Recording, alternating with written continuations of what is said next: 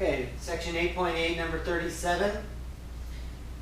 Problem is an improper integral, and at first glance you may not notice that it's improper, but what you have to do is just sort of carefully analyze the interval over which we're integrating.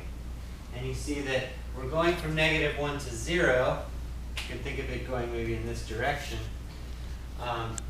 But when we arrive at 0, we have a problem because we cannot have 0 in the denominator here, nor can we have it there, so it's sort of a double problem. And the way we handle that is we say, well, before we get to 0, we're dealing with finite numbers, t, so we're going to integrate from -1 to t, and we'll get the answer to that.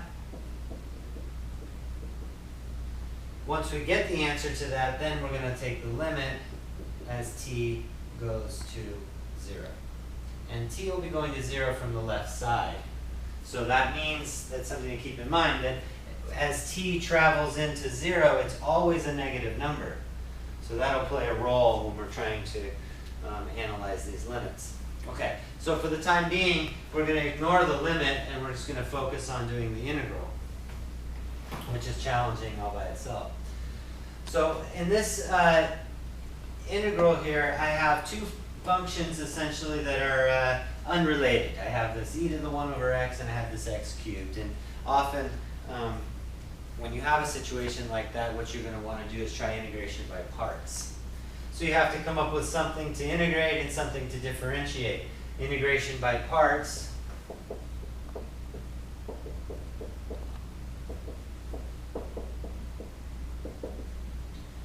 As a reminder, you have an integral u dv. That's the integral we have. So something in here is u, something in here is dv. And that's equal to uv minus the integral of v du. So I need to pick something to be u. I need to pick something to be dv. If you look at it and you think, well, maybe I'll pick e to the 1 over x here as u, you're going to then differentiate that. And if you look ahead, that's going to get very messy. So maybe what I'd like to have is the e to the x over here, which means that I'm going to have to integrate that. So let's go over here off to the side and say, what would it take to integrate e to the 1 over x dx? What would that take? Well, if I were, I would really like it to look like this, e to the u du. These are the things I can do. So if I were to pick u to be 1 over x, du would be 1 over x squared dx with a negative. And if you look back in the problem, I don't have this 1 over x, so that makes this substitution impossible.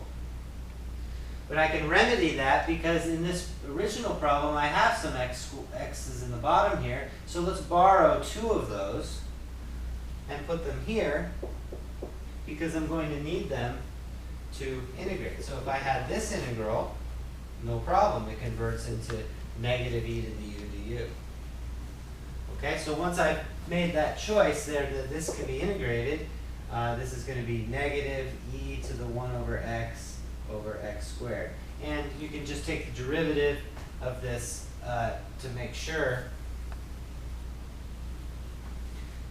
you get back to the original.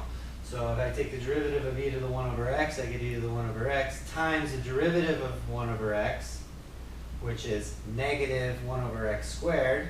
There's your x squared, and then it cancels with that negative. So this, in fact, is the antiderivative of e to the 1 over x squared. The only thing I have left in the problem to pick for my u is 1 over x. And then du is negative 1 over x squared. Okay, so we've got the setup. Let's do uv minus the integral of v du. uv is negative 1 over x e to the 1 over x minus the integral of v du. Both of these have a negative. They cancel, and I get e to the 1 over x squared dx. Okay, and we just did this integral, so we know that this is all equal to negative 1 over x e to the 1 over x plus e to the 1 over x. Okay, that's where we stand. So let's take stock. I've done a little integration here. Let's go back and incorporate the bounds of my integral and the limit to this value here. Okay, so what I end up with, I have the limit as t goes to 0 from the left of negative 1 over t, negative 1 to t, e to 1 over x cubed.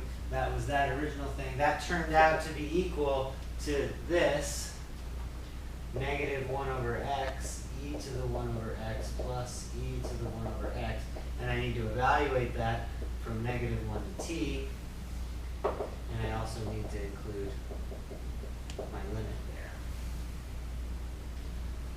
Okay, so what is this equal to? It's equal to the limit as t goes to 0 from the left. When I plug in t, I get negative 1 over t, e to the 1 over t plus e to the 1 over t. That's the first term when I plug in the t, minus the term when I plug in the negative 1. When I put in the negative 1, that becomes positive 1, and I get 1 over e, because it's e to the negative 1. And then I put in the negative 1 there, I get 1 over e again. So this is equal to limit as t goes to 0 from the left. This term here, I'm going to notice that there's an e to 1 over t in both terms. I get 1 minus 1 over t. Over here I have minus 2 over e. So we're just going to focus right now on this. This is, if I plug in 0 from the left, we're talking about traveling in from the left side. So we're plugging in negative numbers as we approach 0. And when we do that, this here goes to 0. This goes to 0. And when I plug in t, as t goes to 0 over here, this goes to infinity. So I have 0 times infinity. So that's a L'Hopital's rule situation. It's not quite. I'm going to rewrite this to make a L'Hopital's rule situation. So this is equal to the limit as t goes to 0 from the left. I have 1 minus 1 over t on the top, and on the bottom I'll put e to the minus 1 over t.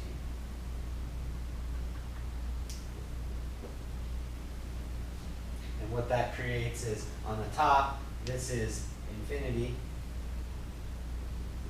On the bottom, this is infinity. So now I can do L'Hopital's rule. Okay, so if I do L'Hopital's, apply L'Hopital's rule. This is the limit as t goes to 0 from the left. On the top, I get 1 over t squared. On the bottom, I get 1 over t squared e to the minus 1 over t. These cancel, and I get, this is equal to the limit. As t goes to 0 from the left, I have e to the negative 1 over t on the bottom, which is the same as having e to the 1 over t on the top.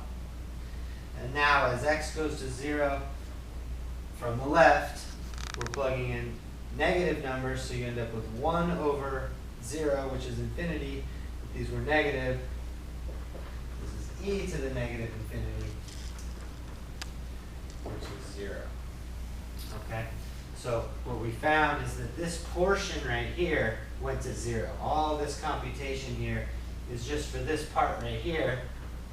And so this equals 2 over e, negative 2 over e. Okay, so the final conclusion of the problem is that the integral from negative 1 to 0 of e to the 1 over x cubed dx is, it converges to negative 2